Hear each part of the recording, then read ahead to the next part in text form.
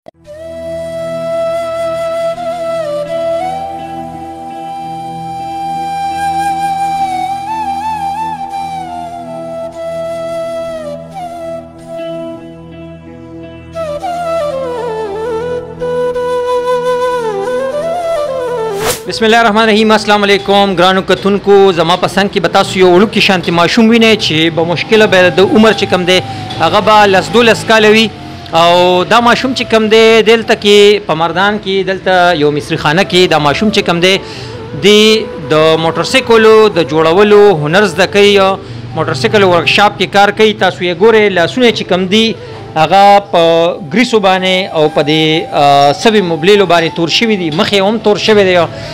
دا ماشوم چې کم دی دی خپل مهنت کوي، دا هنر چې کم دی دا زده کوي. هغه څه مجبورې دي چې د هغې له کبله دا ماشوم چې کم دی په دې دومره کم عمر کې چې دا د ده لوبو د منډو تړلو عمر دی او د سبق ویلو عمر دی، خو دا ماشوم مجبوره دی چې راځي دلته په دې مصری خانه کې دا هنر زده کوي. نو راځئ چې د سره خبرې اترې وکړو. السلام علیکم. وعلیکم السلام. ماشومه ته څنګه یې ښه ټیک ټاک و؟ خیر. ښه زویه دا راته ووایه اول چې ستا خپل نوم دې څه دی؟ مقتدره. مقتدره بچې، ته د څومره وخت نه راځې دې مصری خانه کې د موټرسایکلو دا هنر چې کوم دی زده کوې؟ زما 2 کاله وشو. 2 کاله دې وشو. ښه زویه په دې 2 کاله کې د څه زده کړل اوسه پورې؟ ما نیم کار زده کړی. لکه نیم استاد یې؟ ښه شابه نره. او دا راته ووایه زویه چې ستا عمر به تقریبا څومره وي؟ 10-11 کاله وي. 10-11 کاله عمر به وي. نو بچې په دې 10-11 کاله عمر کې موږ هم ګورو چې ماشومان سکولونو ته ځي. ته چېرته سکول ته تللی؟ سکول ته نه یې تللی؟ نو مور پلار سکول کې نه یې داخل کړی؟ داخل کړم خو واپس راغلم. په سویم کې داخل کړی وی؟ په لومړي کچې کې. د کچې نه بس لاړې واپس شوې؟ ښه. لکه بیا لا نه لې سکول ته؟ سکول دې نه و خوښه؟ ښه.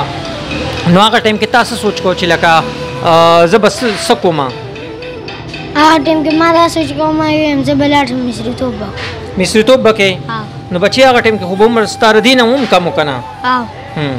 خو لکه دې سره دې شوق و؟ دې سره مې شوق. ښه ښه. زویه دا راته ووایه چې سهار څه وخت راځې او بیا څه ټایم ځې؟ سهار 2 بجې راځم بیا ماښام 2 بجې ځو. سهار 2 بجې راځې او بیا ماښام 2 بجې ځو. لکه دا خو زویه 12 غنټې ډیوټي شوه که نه؟ ښه. او دا راته ووایه چې یې د کوم ځای؟ سلاري کلي. سریبالول سره سلاري کلي. ښه. او پلار دې ژوندی دی له خیره سره؟ ژوندی دی. ښه. هغه څه کار کوي؟ هغه د اکاونټ کې کار کوم، مخکې پینډۍ کې. پینډۍ کې اکاونټنټ و؟ اکاونټنټ و. څه شي د کارخانه کې اوس ځای کې و؟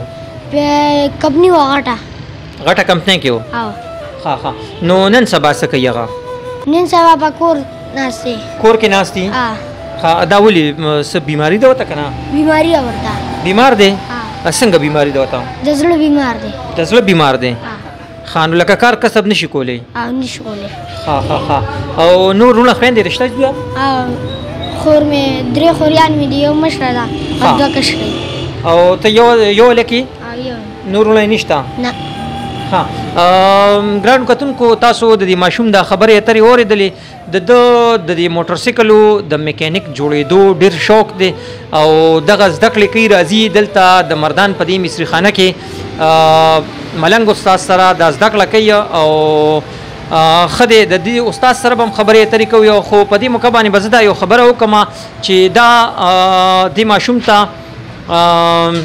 زه ډاډګیرنه ورکوم، ځکه چې د دې ماشوم په عمر کې دومره عمر کې مونږ ډېر ماشومان وینو چې هغوی سوال کوي، خیر غواړي، په دې لارو کوڅو کې ګرځي، نه اکثر د هغوی غلط استعمال وشي.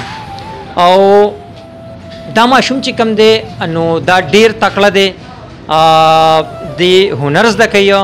دی دا نه غواړي چې زه د سوال وکړم، دی دا غواړي چې زه د هنر زده کړم او زمانه یو غټ مصری جوړ شي او زما بیا سبا خپل دغسې مصری خانۍ او زه په خپلو خپو باندې ودرېږم، خپله خاندان خپل کور چې کوم دی هغه سپورټ کړم، د خپل والد صاحب مټې جوړې شم. نو راځئ چې اوس د ده استاد سره خبرې اترې وکړو.